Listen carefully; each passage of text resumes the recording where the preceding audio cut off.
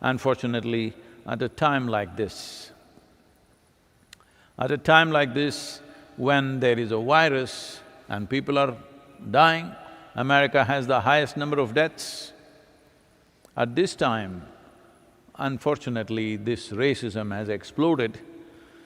Well, it is happening all the time. Nobody who has a darker shade of skin is completely immune to it. Even I'm not immune to it. When I go to America, here and there, things happen. But this particular George Floyd case was too stark and cannot be ignored, just cannot be ignored, because the way it happened. There's another video circulating right now of police shooting a black man's dog. There are too many things like this. This cannot be solved by fighting. This needs a social transformation, an individual evolution. In terms of social transformation, I know many people will become angry with me if I say this, but one thing that must immediately happen in the next 3 to 5 years is, with a certain scheme from the government or whatever, a certain number of colored youth must enter the police system. This is very, very important. And in every precinct, there must be a certain number of African American, Hispanic policemen. This could level this to some extent. I'm not saying this will remove the problem. At least they could also do better law enforcement because they understand the communities, they have more access to those communities, they need not do policing all the time.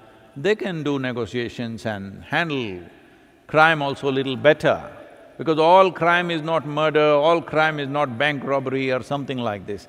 There are many crimes which are committed by children, youth, women, for various compulsions. Those things can be easily handled if there is somebody who can talk to them, not somebody who just always has a hand on his gun. So, like this, some social situations can be changed, but without raising human consciousness, without making every human being far more sensitive to life, this is something every society in the world needs to think. If we want cruelty against human beings to go away, cruelty against animals also need to go away, only to the extent where it's absolutely necessary. Unfortunately, our lives depend upon them, so to some extent it's necessary, but right now I feel we are treating the animals wantonly. That also translates into treating other human beings like that. It's very easy to do that. When you're doing it to one creature, doing it to another one is not very far away. I think this needs to be addressed in a more fundamental way, and this movement should not be, now how long will you protest on the streets? Maybe right now already 12 days, maybe 20 days you will do it, then it will die out. That is not the way it should be.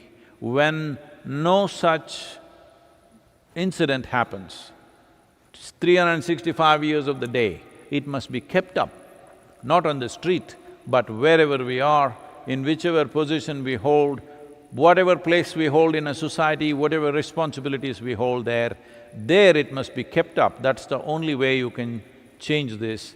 Just protesting for a certain number of times may not work, but now it is understandable that people are angry.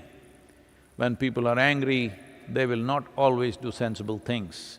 It is very, very important that now that it is not about one man's life, there is a history, a few hundred years of enormous suffering inflicted upon people.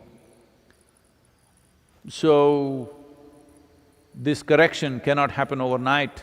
As a generation of people, if we are committed to making this happen, before our time is up, we can leave this world with much less prejudice. It is very much possible to do that.